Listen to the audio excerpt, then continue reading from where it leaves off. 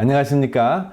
지난번에 유방암과 콩에 대해서 간단하게 강의를 드렸더니 많은 분들이 유방암에 대해서 총괄적인 강의를 해달라고 부탁을 해서 유방암에 대한 강의를 2번에 걸쳐서 총괄적으로 말씀을 드리려고 합니다. 유방암 하면 여성들에게는 굉장히 두려운 병이고 또 가족들에게도 굉장히 심각한 병입니다. 폐암 다음으로 가장 많은 여성의 암이 유방암입니다.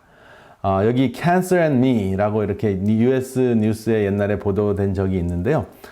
정말 여성들에게는 유방암이 매우 심각한 질병인데 이것이 어떻게 찾아오고 어떻게 예방될 수 있고 치료될 수 있는지는 굉장히 중요한 것입니다. 그래서 여러분들이 직접 삶에 적용하시는 것뿐만 아니라 이웃에게 나누면 굉장히 중요하고 이 질병이 많고 앞이 어떻게 될지 모르는 이 시대에 암까지 걸려서 고통을 당하면 안 되겠죠. 그래서 여러분들의 이 절실한 암에 대한 내용들을 전하려고 준비를 했습니다. 유방을 보면은 이렇게 굉장히 단순한 기관이 아니라 많은 그 구조들이 있습니다. 어떤 부분이라도 암이 걸릴 수 있는 그 부분인데요. 특별히 여기 보면은 유방이 있을 수 있는 부분들을 제가 점으로 표시를 했는데 여기 보통 일반적으로 가슴에 있지만은 이렇게 쭉 유방이 있을 수 있는 선이 있습니다. 그래서 유방암이 생기면 제일 먼저 겨드랑이로 전이가 되고 또 다른 부위도 사실은 유방암에 걸렸을 때 전이가 될 가능성도 있습니다. 여기 보면은 유방암에 걸리는 사람들의 대표적인 위험 요인이 첫 번째로 밤에 잠을 안 자는 사람들입니다. 밤일하는 사람들.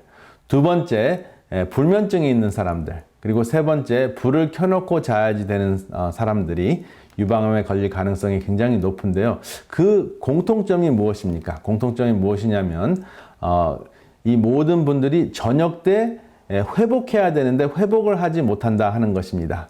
그래서 이렇게 일주일에 하루 밤일을 할 때마다 일주일에 하루 정도 밤에 충분히 잠을 자지 못할 때마다 유방암 발병률이 14% 증가한다 하는 것을 기억하시면 굉장히 심각한 일이죠. 이것이 30년 동안 7만 8천 명을 대상으로 한 연구입니다. 그러면 다음 세 가지 공통점이 호르몬적인 차원에서 무엇이 있는지 한번 맞춰보시기 바랍니다. 밤일을 하는 사람, 불면증이 있는 사람, 불을 켜놓고 자는 사람. 무엇이 문제가 될까요? 바로 쉼을 주는 또 회복을 하게 하는 호르몬 멜라토닌 분비가 결핍이 된다 하는 것입니다.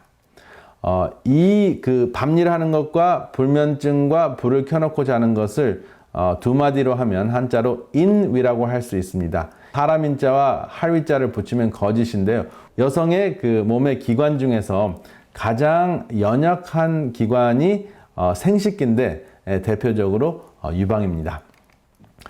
그리고 여기 보면 생체시계라는 것이 있는데 어떻게 그러면 밤낮을 구별할 수 있는가 하는 것을 알 수 있는데요.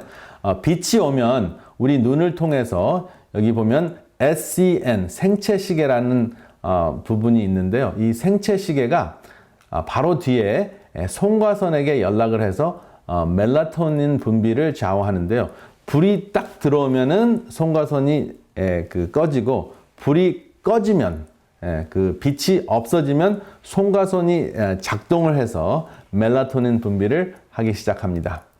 여기 생체시계가 어떻게 멜라토닌 분비와 관련이 되어 있는지 설명을 드리겠습니다. 그래서 한 8시 정도 되면 멜라토닌이 서서히 분비하기 시작해서 새벽 1시서부터 한 4시 정도까지가 가장 멜라토닌이 많이 분비가 되는데요. 바로 이 시간 동안 멜라토닌 분비를 통해서 우리 몸이 쉬고 회복하고 재생된다 하는 것입니다. 근데 재생되지 않는 부분 중에서 가장 연약한 것이 여성의 유방입니다.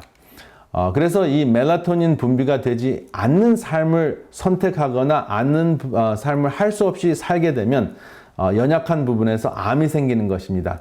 여성들에게는 유방암이지만 남성들에게는 또 가장 연약한 분이 아프게 되는 것이죠. 그것이 전립선이 될 수도 있고 근육이 될 수도 있고 심장이 될 수도 있고 소화기관이 될 수도 있습니다. 그런데 여성들에게 있어서는 유방입니다. 그래서 인간이 아무것도 하지 않을 때, 인간이 캄캄한 밤을 체험할 때 하나님께서는 치유를 해 주시는데요.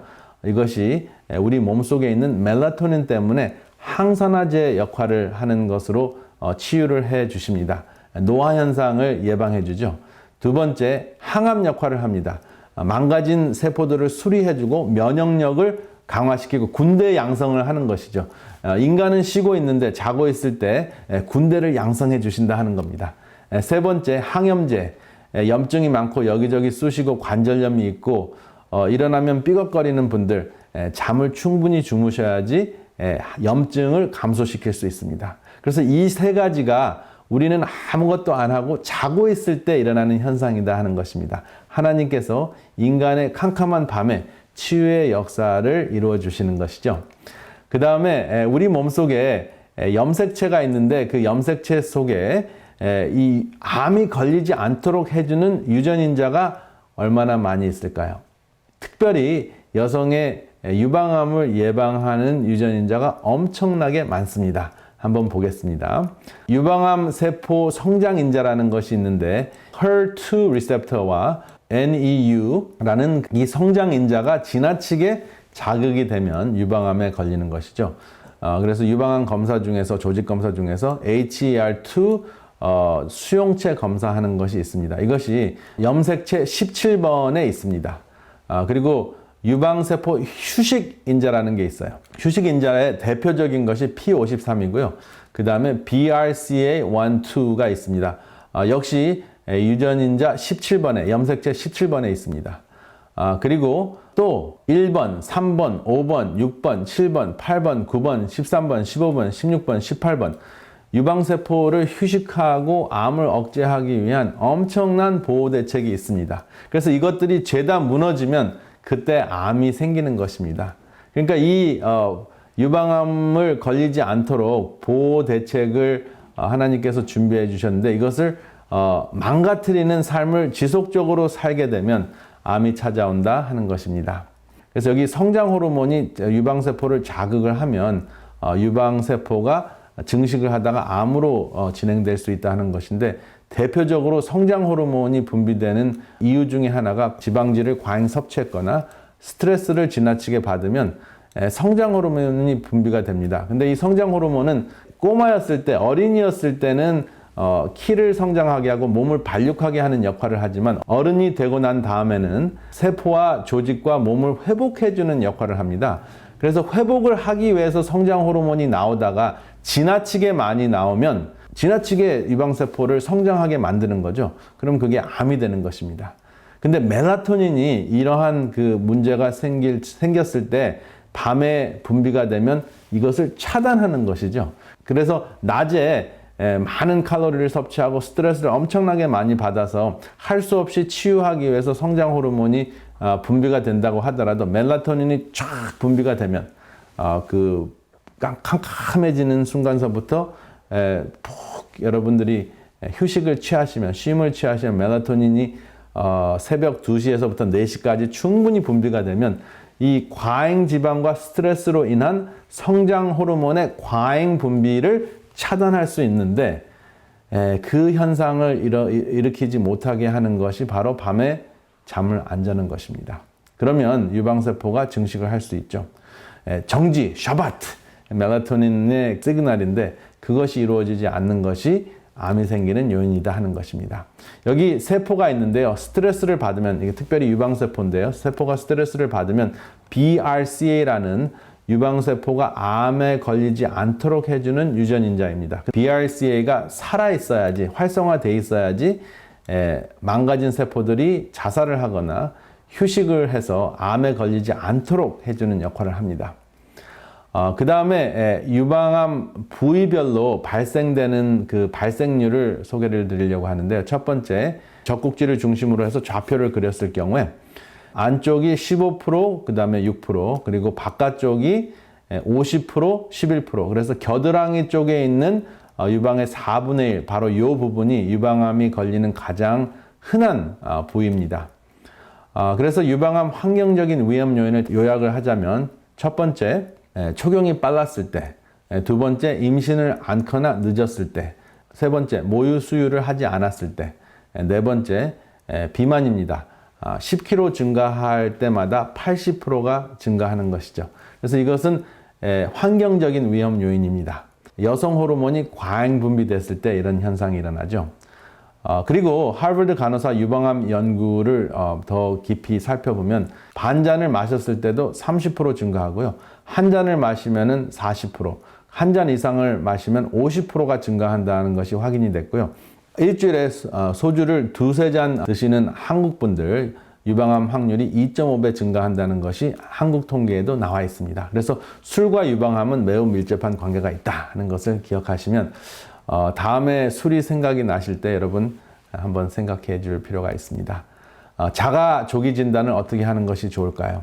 폐경 전에는 생리 직후 3, 4일 후에 진단을 하시는 것이 좋고 폐경 후에는 정한 날 한 달에 한 번 하시면 되겠습니다. 유방암의 증세를 한번 보겠습니다. 첫 번째, 멍울이 만져집니다. 두 번째, 유방암은 통증이 없습니다. 그래서 가슴이 굉장히 아프다고 했을 때 이것은 주로 근육통의 가능성이 많습니다. 유방암은 통증이 없습니다. 그리고 세 번째, 이렇게 멍울이 만져지는데 경계가 불분명하다 하는 것입니다. 동그랗거나 딱 잡히는데 울퉁불퉁하면은 유방암의 가능성이 많습니다.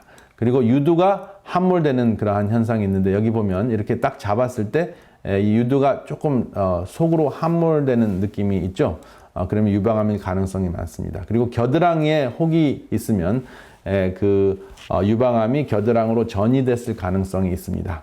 그리고 중요한 것은 여러분들이 혹이 만져졌을 때 이제 스트레스를 받지 않는 것이 중요한데요. 왜냐하면 혹의 80% 이상은 양성입니다. 악성이 아닙니다. 그래서 유방암이 아니라는 것이죠. 그런데 가장 중요한 것은 50세가 넘은 여성들은 1년에 한 번씩 유방암을 진단하는 것이 굉장히 중요합니다. 그래서 매모그램이라는 유방암 검진을 꼭 받으시기를 바랍니다. 매모그램을 보면 여기 이렇게 동그라미 동그란 게 있죠. 이렇게 동그랗게 생긴 것은 유방암이 아닙니다.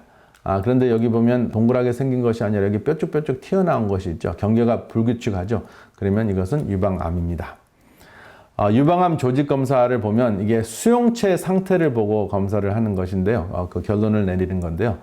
첫 번째, 여성 호르몬 수용체가 그 양성인지, 또 프로제스테론 임신 호르몬 수용체가 있는지, 그리고 마지막으로 좀 전에 말씀드렸던 성장 호르몬 HER2 수용체가 있는지 확인을 하는 것인데요. 전체 암 중에서 한 25%가 HER2 수용체가 양성인 그 유방암입니다. 그래서 사실은 여성 호르몬과 임신 호르몬 때문에 생기는 유방암은 비교적 치료하기가 쉽고 HER2 수용체가 있는 분들은 치료하기가 조금 어렵습니다. 그렇지만 이 세 가지의 그 수용체 때문에 생기는 유방암을 미리 예방할 수 있다면 여러분들의 그 걱정거리를 덜어놓을 수가 있습니다. 여기 유방암과 약물과 방사선 치료가 있는데요. 수술에 있어서는 토로마스텍토미, 유방암 전절제술, 그리고 두 번째는 유방 보존 수술, partial mastectomy가 있는데요. 많은 경우에는 그냥 완전히 드러내는 경우가 많습니다. 그런데 생존율에 있어서는 그 두 가지 방법들이 거의 비슷합니다. 그래서 선택은 환자 본인이 하시면 됩니다. 그렇다면은 이 유방암을 어떻게 예방하는 것이 좋을까요? 다음 이 시간에 유방암의 예방에 대해서 좀 더 자세하게 말씀을 드리겠습니다. 감사합니다.